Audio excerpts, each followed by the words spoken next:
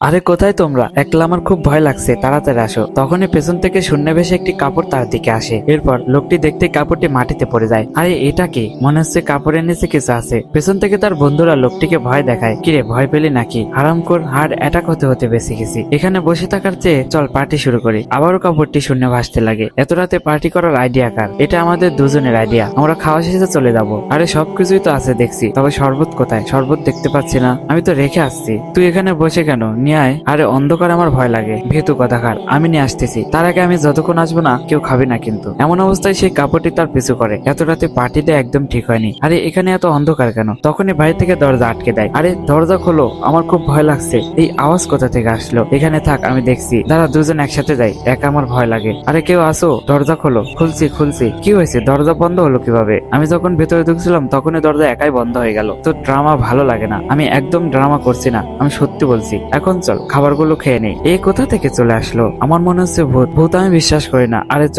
ও পালিয়ে গেল। তাহলে তুই চ। দুইজনই পালালো। আরে ভাই সাহেব, আপনি কে? ভাই সাহেব, এবার লোকটি ভয়ে পালিয়ে যায়।